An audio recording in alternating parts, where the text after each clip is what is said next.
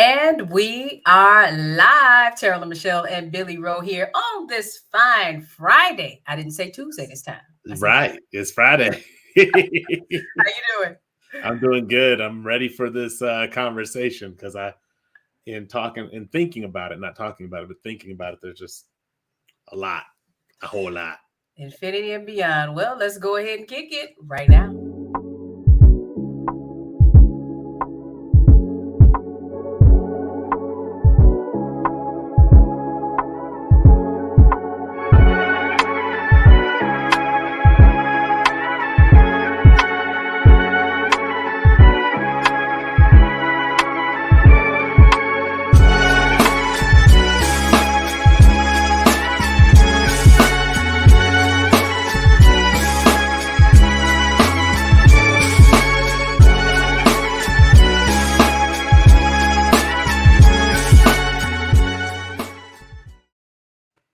Yeah.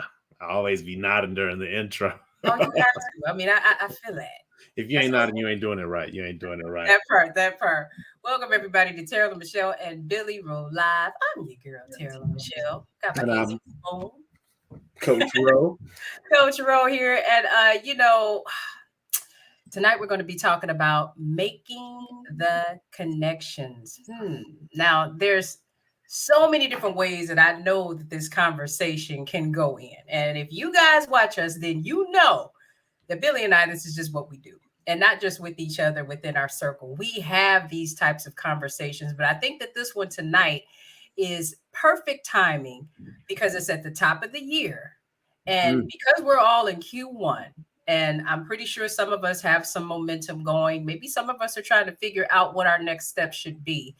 It's so important, I believe, for us to visit connections that we have made along our journey or maybe have yet to make, and to maybe even understand if that's something that's a significant point to investigate in our life at this point. So we always start off with kind of sharing a little bit about what we think about this topic. But this time, Ro, I'm going to pass it to you first. I want to know, when you first heard this topic, what came to mind for you? So it's interesting, and even just hearing the beginning from you on connections with people. Um, when I heard this topic, making the connection or the connections, I actually reflected on the experiences that I've had and how you have all these experiences leading up to greater experiences or sometimes greater challenges, and how we sometimes overlook the purpose, those connecting moments that got us to where we're at.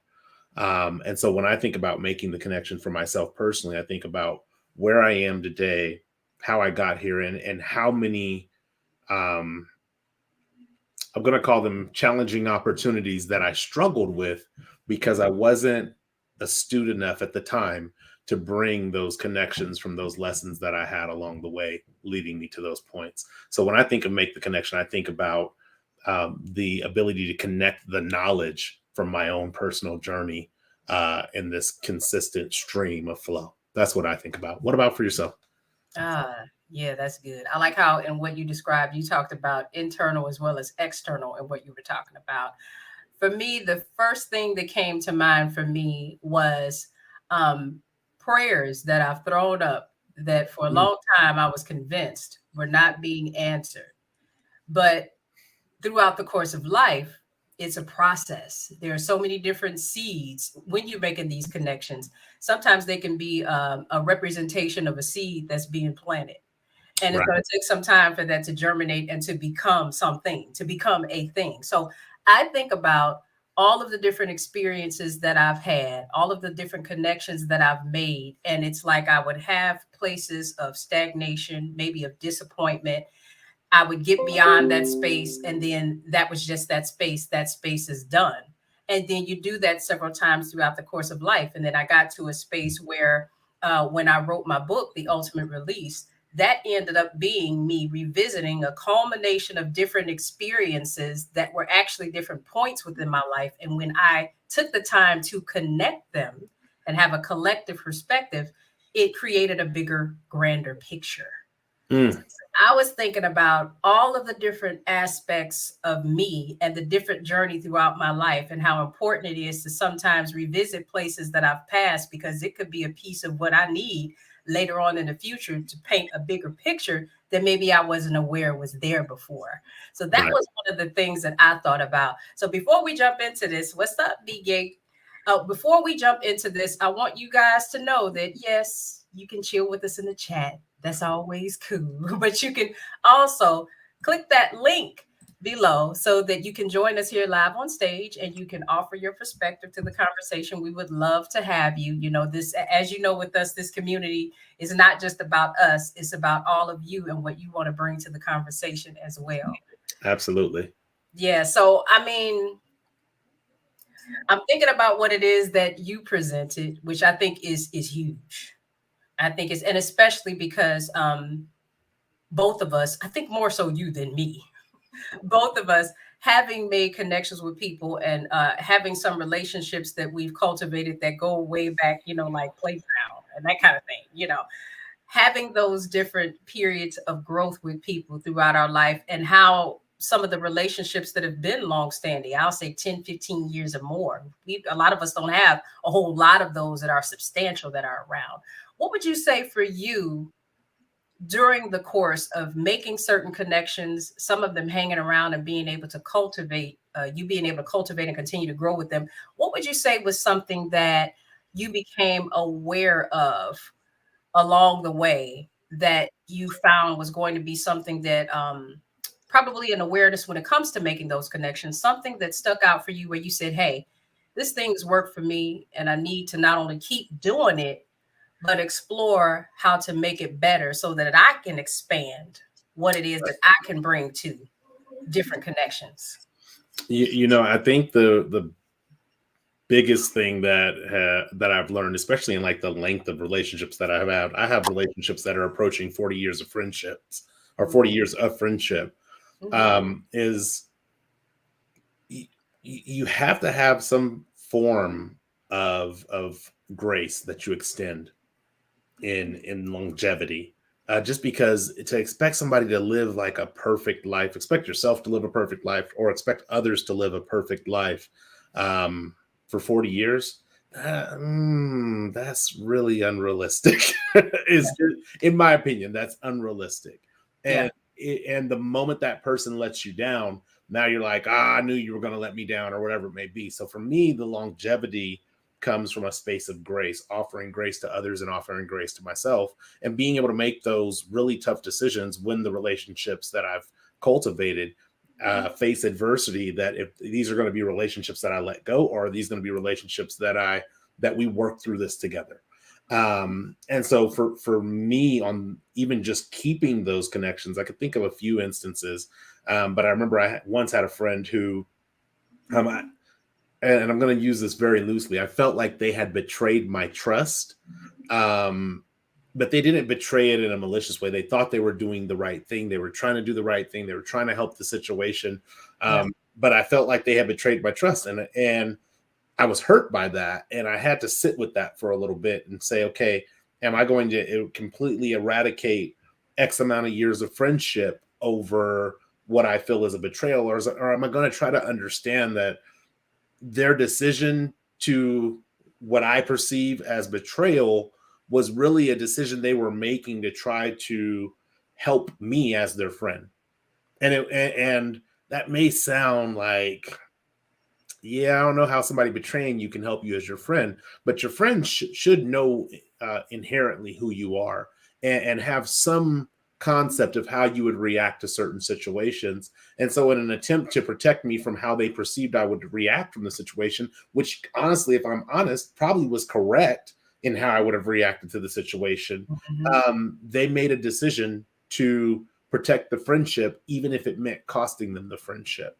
And so when you're able to like really, one of the things you said, Taralyn, is really to kind of have that ability to zoom in and zoom out to see the bigger picture. When you're able to zoom out from where you're at in that moment and zoom out to the bigger picture, you're like, this person has consistently shown that they've cared about me, consistently shown that they're willing to protect me. And in this instance, when I'm zoomed in and feel like they're not, if I zoom out, I see the bigger picture and see that this is another stone or another piece of that puzzle of them trying to offer that protection to their friend who they love and they care about. So for me, I think it really comes down to grace in making the connection, because a lot of times the connection is severed to the lessons that we could have learned from ourselves in the past, or the connections that we could have had to others from the past. A lot of times that connection is severed prematurely. What Yeah. about When just in listening to you say that, the grace piece is so important, because another question came to mind, and I'll answer this as well. Throughout the course of the journey in situations like that, have there been some unexpected things that you learned about you that you did not know, and you said, that's not a good look. That's not who I thought I was or who I want to be. But now you already know what I Oops, my bad. Whoopsies. I think with that one, oh yeah. I mean, for me, I've always been a person when it comes to connections. I've always been a person to care about how other people feel, and what they think, their perspective does matter to me. That's always been something. However, I didn't know that I was so guarded, and that there were a lot of people who really cared for me, but they didn't feel like I truly let them in.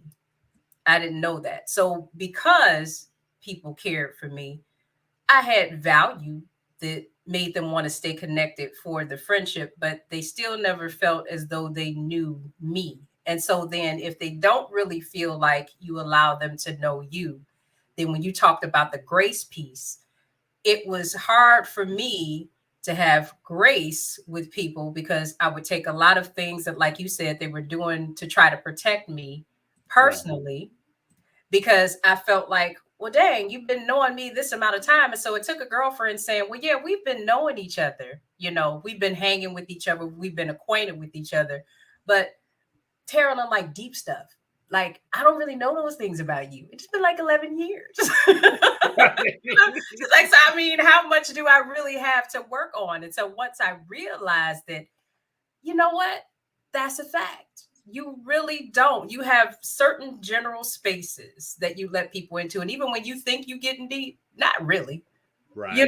But then all of these things about this other person. So you have enough information to know how you think they would react, what you think they would like or don't like. But if you don't allow people in enough, let them to be privy to those spaces about you, then how can you be upset because they made a decision about what they thought was going to be best for your feelings, given the little bit of information that you gave them?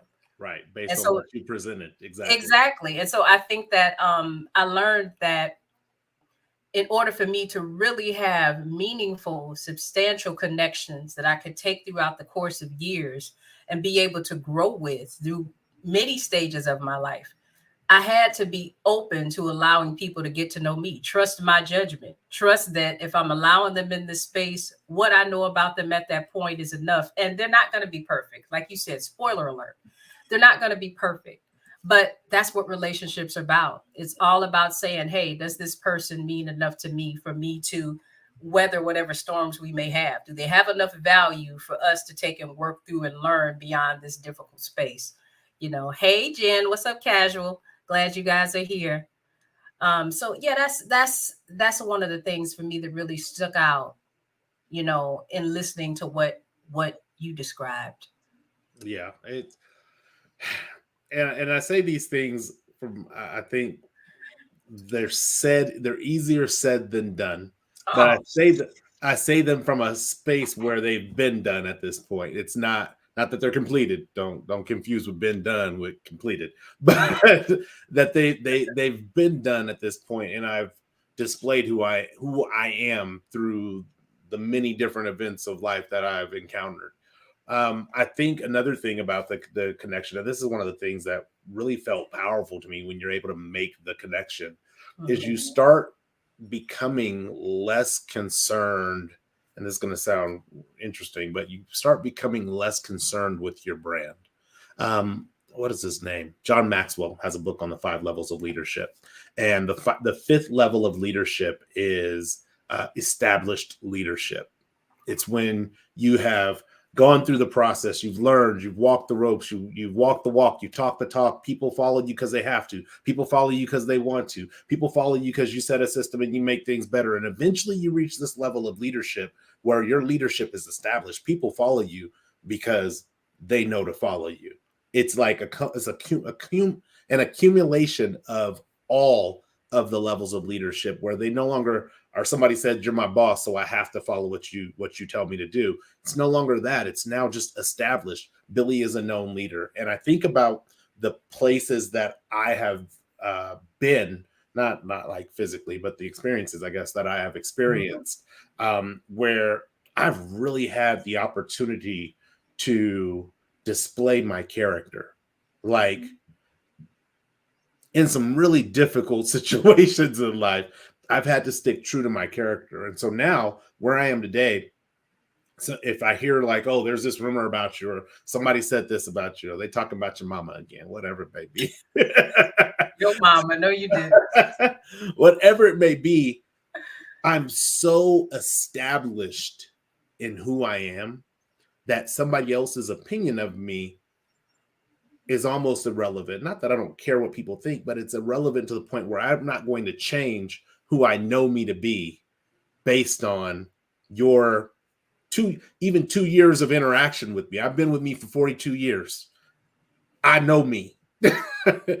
So I know the growth. I know the commitment. I know the character. I know the integrity. So a 2-year interaction to me is like a 2-minute interaction. You're just seeing a fraction, a sliver of me. You're looking, I think you brought this analogy up of looking through the keyhole in one of our conversations, where you're looking through the keyhole and you can only see what the keyhole allows you to see. I'm in the room. So I'm not looking through the keyhole. I know if the closet is a mess. I know what's under the bed. I know if I ain't cleaned the blinds. I'm in the room. And so as I continue to make these connections back with my past and really evaluating where I came from and why I am, how I am, and who I am today, that creates a sense of power and a sense of guidance, because it becomes the compass in which I believe that all of my choices flow from. Exactly. And I think that when you talked about opinions about what someone says about you, it goes from someone having an opinion if you're not sure in yourself and you feeling like you need to make a shift, as to if someone having an opinion and the concern being an accurate representation. You know, that's like probably the only scope. I can't think of another one, you know, but I think that that's just that part right there.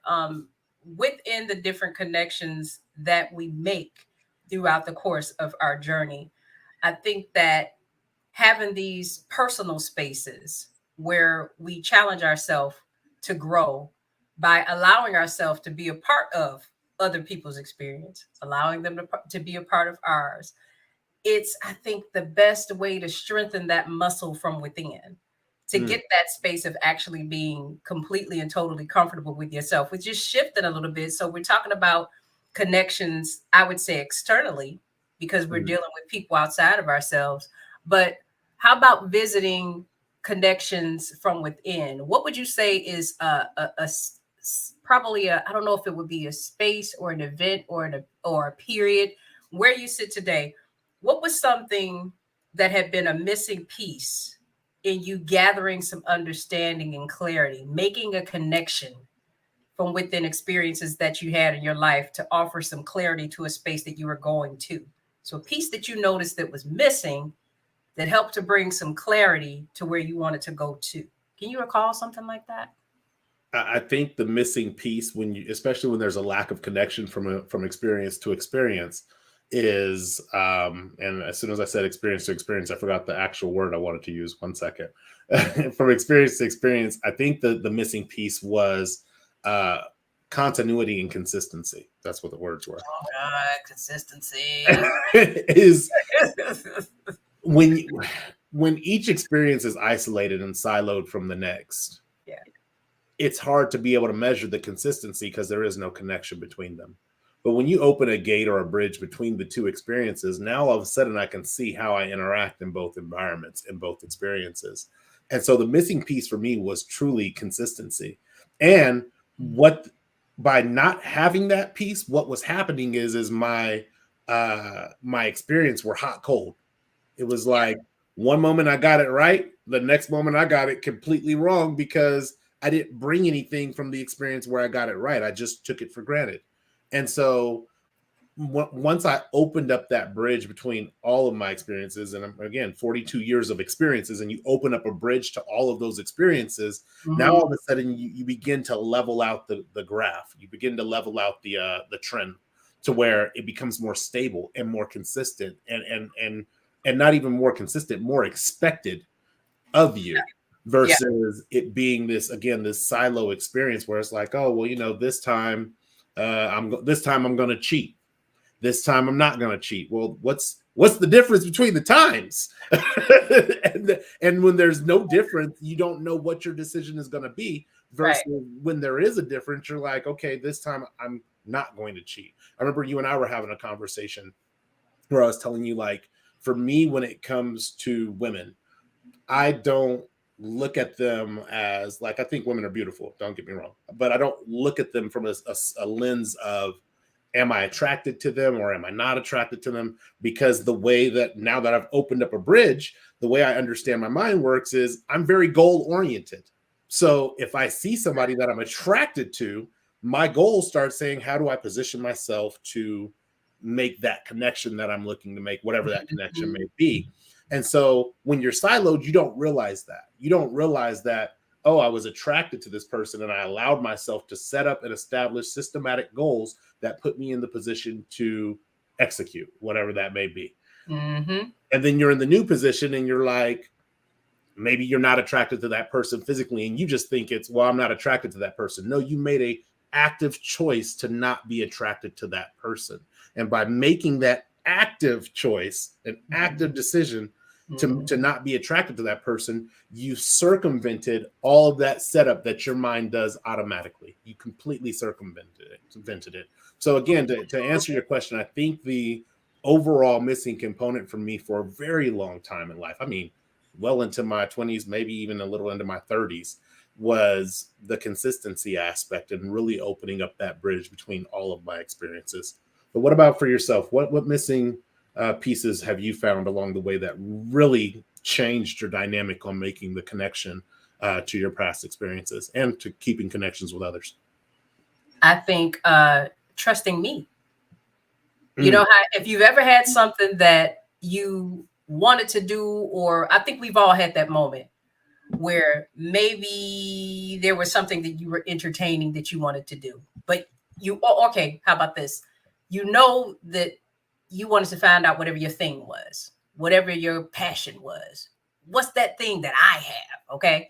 And then one day it hits, boom, that's it. It radiates all through you. You get all excited and you like, yes, that's it. I know it's it. And the juices are flowing. And then you start getting together all the time. I'm gonna do this. You're going a million miles a minute.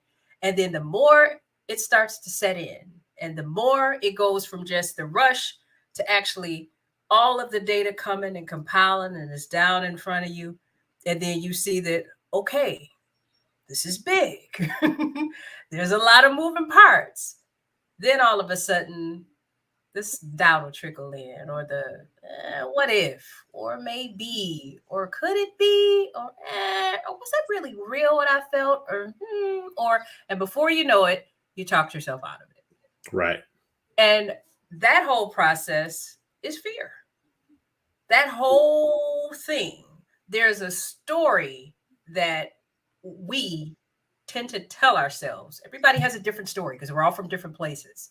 But we've all been in that space where we were like, yes. And then it's like, no. And then it'll be yes again. And then it'll be no. And that, for me, that whole lack of trust thing, which if you don't trust in what it is that you feel in your gut and your chest and have the courage to not have all the answers, not know how everything is going to connect, not know how you're going to get the pieces that you don't have, but to still, because you believe it, follow it through.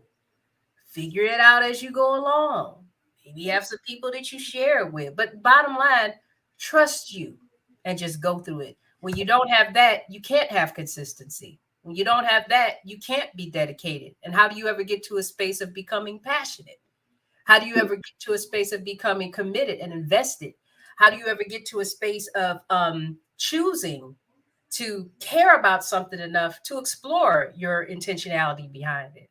For you to actually structure things in your life that are going to support what you believe as opposed to support what you fear.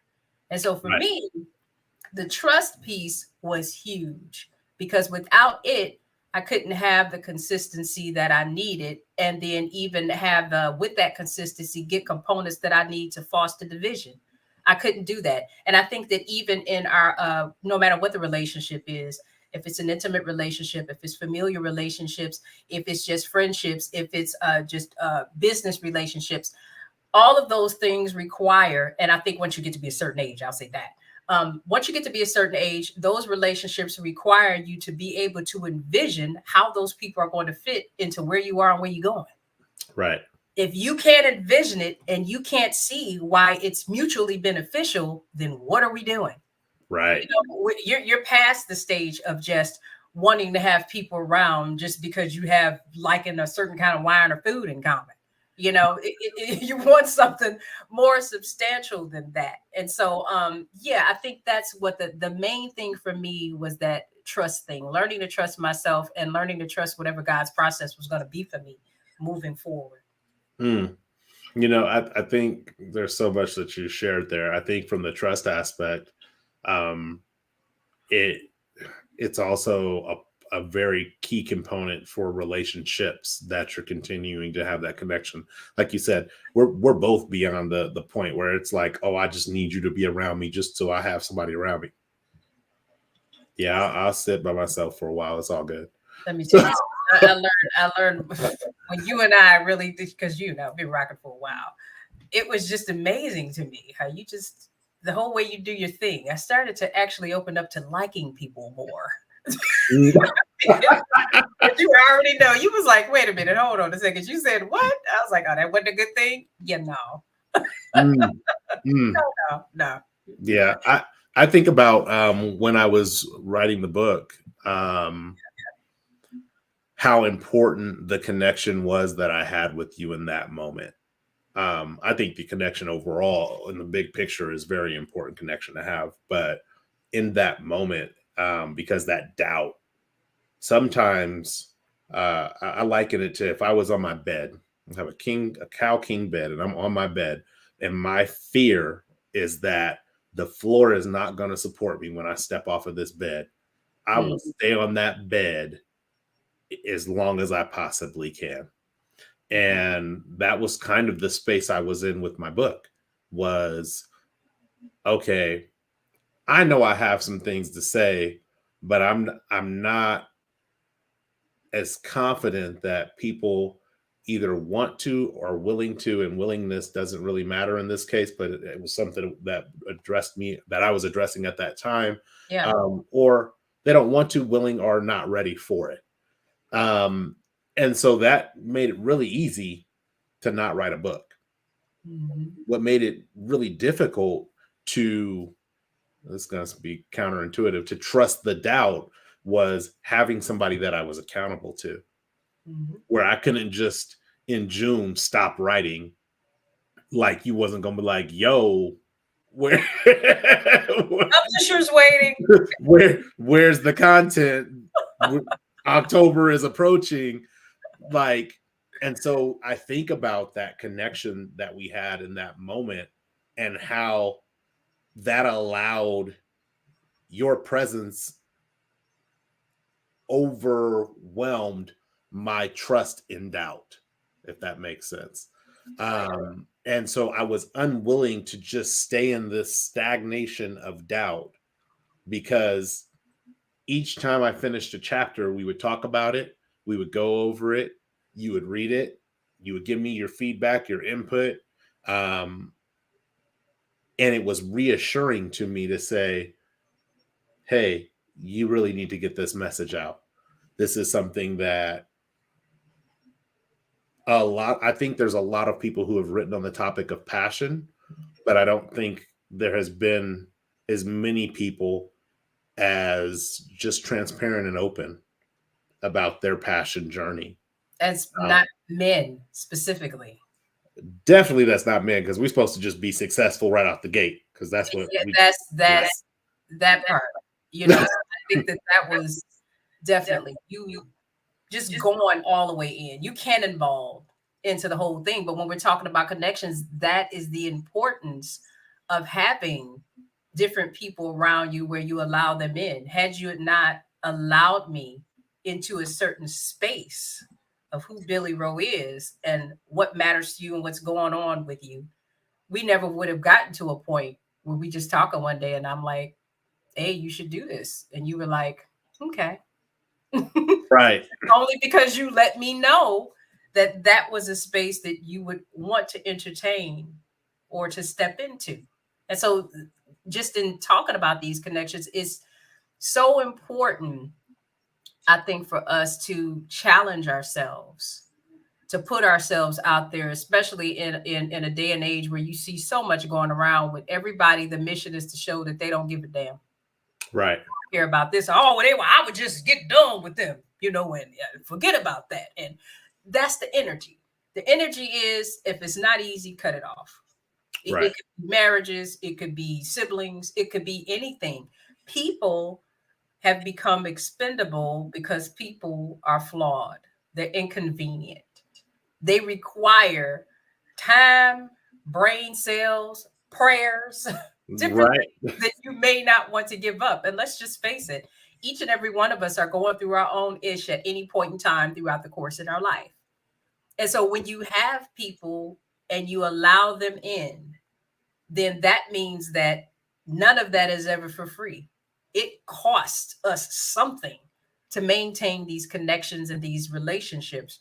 But what we receive in return, not just from the person, but I think from an internal space that helps to grow and strengthen us, I think is so much more valuable than any of the time, gray hair you may accumulate, hurt feelings, because it's going to happen. It's much more valuable than those moments. So I think that that's one of the things that's always stood out to me when I think about making these different connections throughout the course of our journey. I have a question for you. Because you always do. Yes, I do.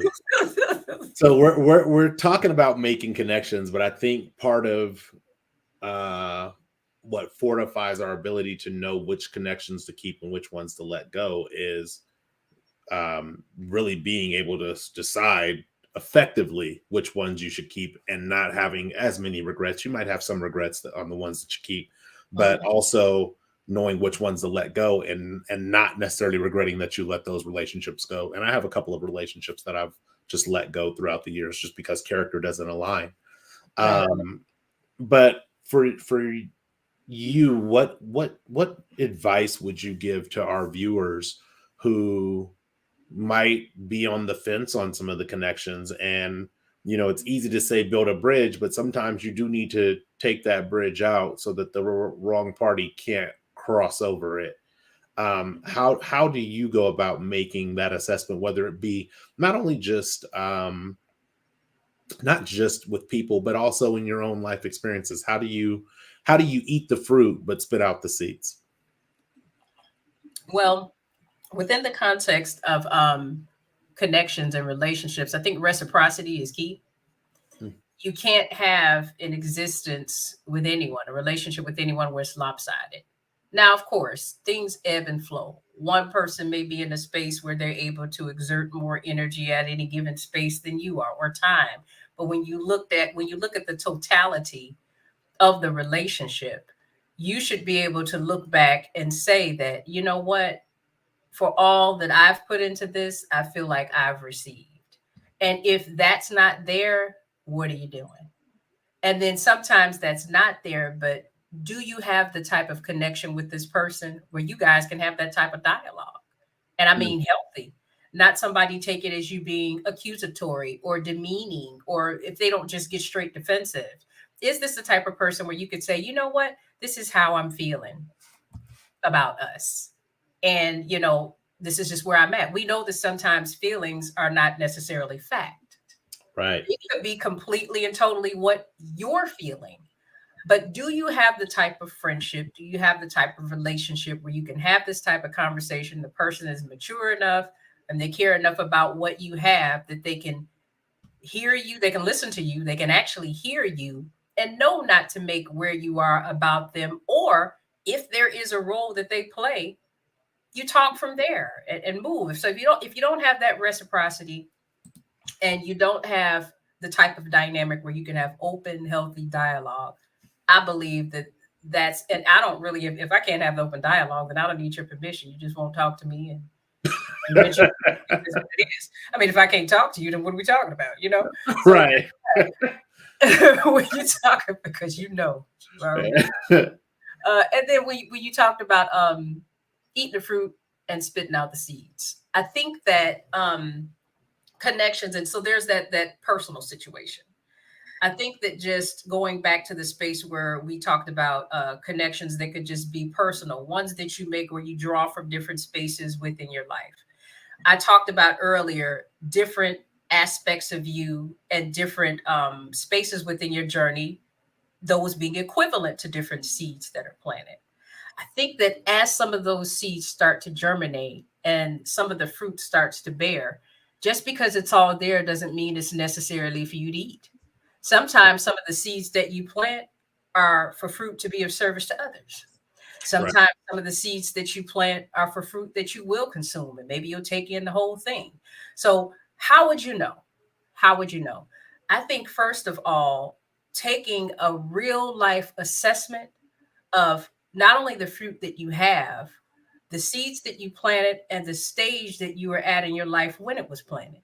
Because there's fruit that's kind of immature, there's fruit that's overripened, there's fruit that's just right. Right. You know, is knowing what it is that you have, where you were when it was there, and where you are right now. What fruit do you need? What's Mm. going to be relevant? You may have this fruit that's just right, but that's not exactly what I need. So that Right. would let me know that that's meant for somebody else. A real life example to kind of to put this in a perspective. Just earlier today, it's so funny we talking about this.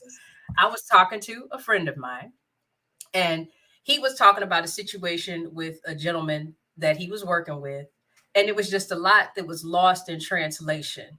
And Mhm. he was talking about how this just messed up conversation with how this dude was taking everything that he was saying out of context, and he was taking it personally. The guy was taking it personally, and him taking it personally was making my friend feel some type of way. Now I'm on the outside looking in. I'm like, this is some gag stuff, because he doing what he doing, and you feeling how you feeling. And so I presented to him then. So this goes to the fruit that's just right. I presented to him then. I said, well, friend, I said, even though he's clearly projecting and you're not liking the energy that's going with it, it's making you feel some type of way. This guy needs to be validated by you in this situation. Clearly. I mean, you see it, you know it, it's there. I said, so why don't you just give it to him? He said, well, why would I do that? I said, because you don't need it. Because you don't need it. My mother told me when I was coming up that it doesn't, she used to say it all the time, and I didn't really start to understand what it meant until I was in my maybe mid to late 20s. She says, it doesn't cost you anything to give someone something that they need that you don't. Mm. What's it cost you? That's that fruit that's just right. So you're not going to throw it away because somebody could eat it, but you don't need it. So what do? You donate it. Right. This is the situation in that this guy needed to be validated and heard. You really didn't care. So why are you going to take personally his trash? Why are you Yeah. going to see his trash and pick it up and carry it with you when you could just give this dude what he needs and keep it moving?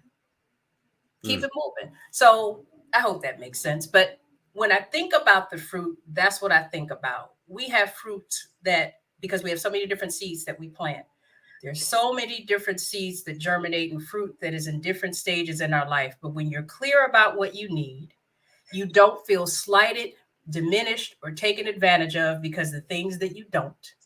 And Mm. then anything that's expired, you get rid of. When you understand where you fit into the fruit that you have, then that's what makes it easier for you to be selective about what you keep, what you discard, and the why. Right. No. It's funny. One of the things when you said that for me was consumption for consumption's sake. It's just right, but you don't need to eat it. It's not yours. Well, which one was that? Was that Snow White? Snow White eating apples. You over here Right. eating apples. Now you over here sleep, waiting for somebody to wake you That up. was a bunch of men's around the table with you. Yeah. Right. Like at some point, if it's not for you to consume, consuming for consumption's sake takes you to a state where it's like you end up with that expired fruit because you held on to it. You knew you weren't going to eat it. It's kind of like my wife tells me when we go grocery shopping, babe, if you're going to buy these vegetables, you need to make sure you cook them because they're going to go bad. Mm-hmm. I fell at that 95% of the time, but I do make some of them. That But part. in doing that, it's like, why are you keeping good fruit around just to watch it go bad? And on the other hand, why it'd be like going to the grocery store, picking through all the fruit to find the expired fruit. Why would I do that? And sometimes Exactly. we hold on to that stuff long after it's expired. And I think you're onto something. I think part of that is the guilt we feel for holding on to it when it was healthy. Now we feel bad because it's expired and we knew we should have let it go I in don't the want first to place. waste it. It's rotten anyway. You just fill in your fridge, you just fill in your life, fill it up space. Yeah. And I had a conversation with a friend of mine, and we were talking about a situation that had come up amongst a couple of other friends. And one of the things that I told him, I said, I had to let that relationship go. I had to let that relationship go because I could clearly see there was no evolution taking place in that relationship. Yeah. I said the things that you guys are dealing with now, I identified 20 years ago. And Mm. it took me a while from the 20-year mark ago to be like, hey, I don't think I need to vibe and rock with this person anymore. Right. It took a while. But once I decided, hey, I don't need to interact with that person anymore because there's no growth there, I was done with it. And now here we are like 15 years later from that point, and I'm like, when you pull yourself out, when you take that zoom out, when you zoom out and go to the bird's eye view, Mm-hmm. it becomes really easy to see. And remember, I don't know, I think it was Sesame Street where one of these kids is doing their own thing. Yeah. It I remember that. becomes really easy to see who's doing their own thing, not to the positive, but to the negative. Yeah. And when you separate yourself from that and you hear that people are still having issues with this same person who's still doing their own thing, it's like, it's time for you to disconnect from that. If you choose not to, you're going to find yourself in this situation again because the person is not growing. And so Right. when you look at making those connections or severing connections, I think that growth and evolution has to be high on that list. I should not be interacting at the 23-year-old level of Billy Wroe with someone at the 42-year-old level when I'm 42, still acting like I'm 23 and they still acting like they're 23. Now, at some point, we need to grow up, and not that maturity is attached to any specific age, because Right. you can be a full-grown boy, but or full-grown girl.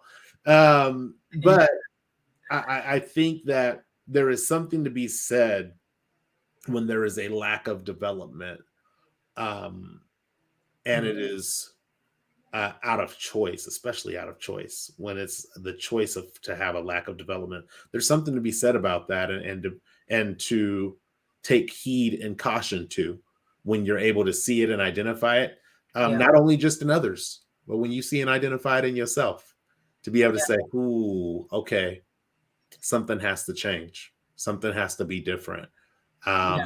and to begin to work on that and work through that process. I think that's where you are more inclined to build bridges between your experiences versus silos. Because some people just want to forget. I just want to forget that part of my life. Look, there's some things in my life that I've done that have been absolutely horrible, and I'm not willing to forget them.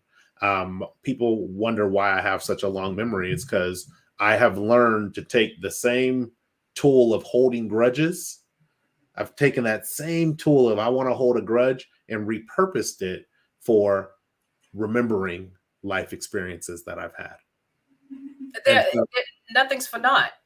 no, You, no, it all the worst things end up being some of the best building blocks, I think, if you will, for us. I Mm-hmm. think going back to the grace piece, when we have grace for ourselves, when we can forgive ourselves, I always say, someone who has problems, and I mean really like a super struggle, I think forgiveness is hard for everybody. Let me just say that. But I think that if you're someone who's hell bent on, no, forgiveness is for suckers, that you can't forgive yourself too easily. Mm, Because we tend to be able to give to others what we have. You know what I'm saying? right. Even something as simple as the benefit of the doubt. If you're someone who's not typically a liar, you don't assume that other people lie because you don't. You give Right. them the benefit of the doubt on that. If you're someone who's typically honest, then you assume that that other person's typically honest. If you're typically generous, then you, and I think that's how we get burnt, or I think feeling burnt by people in relationships is because we'll go into it with an unrealistic expectation that because I'm this, you're going to be that. I'm friends with Billy, so I'm going to expect Taralyn from Billy. No, Billy's better. What I'm saying? So I mean, if a lot of times I believe many of us have had those stages where we have unrealistic expectations for other people, which will disappoint us and lead us feeling burnt or taken advantage of, or whatever word you would want to use for it. But if we're in relationships with people and we understand that a part of the progression of the connection is that they're going to be them. We cannot assume that because I would do it this way, then that person would do it that way. We can't assume that because I treat you this way, that you're going to treat me the same way, because not everybody has the same value system, right or wrong. People don't have the same value system, not the same things that matter and are extremely important and core values for you. You just assume everybody knows this. Everybody does this. Nah, everybody don't. And some people they know, but they actually just like not doing it because they know that everybody else is. Some Right. people just like to go against the grain. Because it feels good to them. Yeah, like It feels good on my hands. exactly. I'm gonna play devil's advocate. So you gonna pretend to be Satan in a situation? Okay, go ahead. Right. All Good right, luck.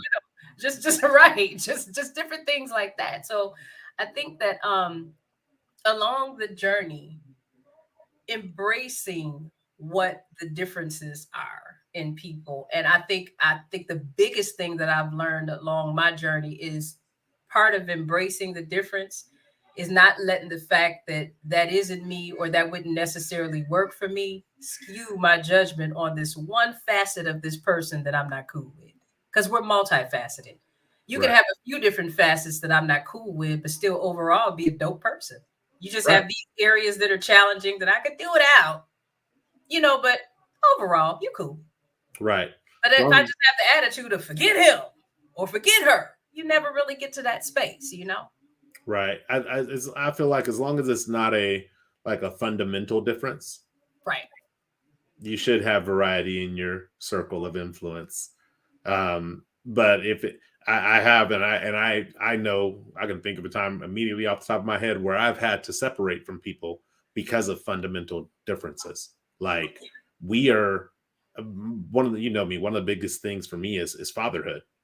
There's no planet that I can be on where you're not a father to your children and we can be friends and we can communicate and we can connect. That planet doesn't exist. Mm-mm. So Yeah. I've had to have conversations with people like, hey, look, either this facet of you rectifies or we can't be rolling around hanging out because I'm not going to be associated with people who don't take care of their kids because I take care of mine. So Rolling around with me going on trips and spending money and yeah, hard no, to watch. and your kid looking like corduroy bear or corduroy bear missing buttons. Nah, that's not gonna work for me. So, uh, no, I definitely a good conversation as always. Time flies when we are on these calls or these calls. They feel like calls. That's what's so strange is they feel like We calls. talk on the phone like this. That's why. But our time flies when we're having this, so I'll hand it over to you for closing thoughts before I give my closing thoughts. I think what sticks out for me is how important it is to make peace with every facet of our being along the journey, because everything serves a divine purpose. Most of what we pray for required for us to be jacked up sometime, required for us to let people down sometime, required for us to be inconsistent sometimes, and then it also required for us to win some big wins, for Right. us to achieve some things that we never even dreamed possible. The both facets, both sides of that coin are so very important in who we become overall. And so I think that it's so important to embrace where we've been, embrace where we are, and not be afraid to welcome what could be. Because in making those connections throughout our life, we allow ourselves to be able to see a bigger picture. And I think that bigger picture has everything to do with who we were created to be in service by God to others in this world. Mm. Oh, that's a really good closing thought.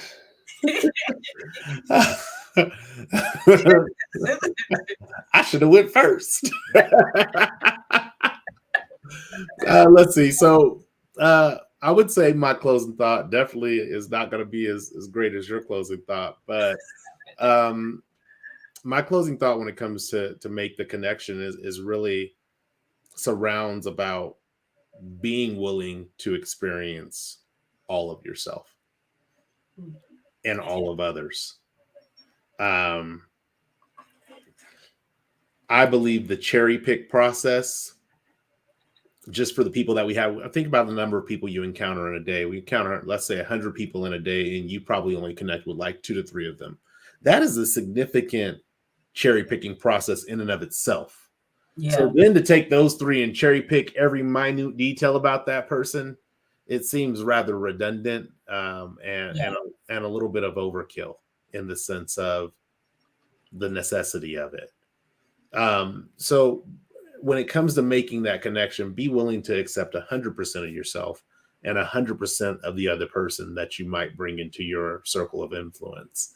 Um, because by doing so, what it does is it allows you to really create the depth and richness of relationship that is going to serve both parties later on in the future, or not even later on in the future, for the moment or the time that you're supposed to be connected.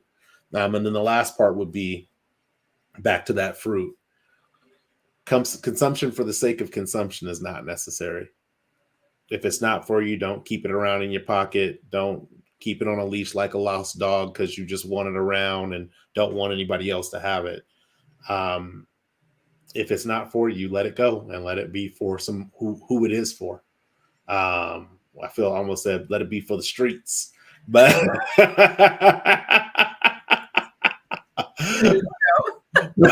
but if it's not for you, We're coming out. if it's not for you though, let it go and let it flourish, because you holding it down for the sake of just having it in your inventory Mhm. honestly acts as additional weight to your journey, and it comes at a cost. Like Taralyn said, it's not a cost-free transaction, so it's going to come at a cost. So if you don't need to pay it, let it go. So those would be my closing thoughts. Yes, sir. As always, towards the end of the show, we got the coach's playbook from tonight's conversation. Um, really interesting things from the playbook. Tool number 1 is offer grace, and that really comes from a perspective of offering grace to ourselves and offering grace to others. And the way that I believe that we get to that grace is by truly zooming out and seeing the bigger picture. When you're only focused in the moment, in the now, in the minuscule versus the massive, it's easy to see the screw that's out of place that's not really keeping the engine or the car from running. Tool number 2 is reciprocity is a health indicator of relationships. That came from you, Taralyn. That, like, being able to assess the reciprocal nature of your relationships will tell you where they're at. If you find that you are giving way too much energy, time, peace, patience, and everything else you might need to assess to see if that is a connection that you need to still have. Or maybe sometimes it's a connection you just need to dial down a little bit. But if you are giving that and you're receiving that, it becomes this there becomes a synergy in which both parties are spinning the circle faster and faster and faster. Yeah. And then coach's playbook tool number 3 is build bridges, not silos. Again, going back to having siloed experiences, siloed relationships. You can only learn what you know here and use it here, and you can only learn what you know here and use it here. By building bridges, you open up that understanding. You open up your knowledge base to be able to use all of the solutions that you've encountered and encompassed across the course of your life. So those are the 3 tools that I have for this evening. What we got next for them? I mean, we already know what's coming next. We know. TGD, y'all. Let me tell you. The Grind Defined, I have to thank everyone out there, top 5% globally. You know what? Because I love y'all the same way you love me. The Grind Defined is on hiatus right now, but we'll be back on Saturdays, 4 p.m. Pacific, 7 p.m. Eastern, and that's going to be in early March. But, right after that Wednesday word. Yeah, we're here every Friday with this show, but you have to get the juice with the Wednesday word every Wednesday. Do you know the First Row has over 200 videos on there? So you don't have to just stop at Wednesday. You can get more of all this, and that's at 4 p.m. Pacific time, 7 p.m. Eastern. You can check us out on all of the social. In the meantime, and between time, as always, go into your weekend knowing that those connections are monumental. When we invest and put in, we can pull out big dividends. Until next Friday. Peace and abundant blessings, y'all. Peace.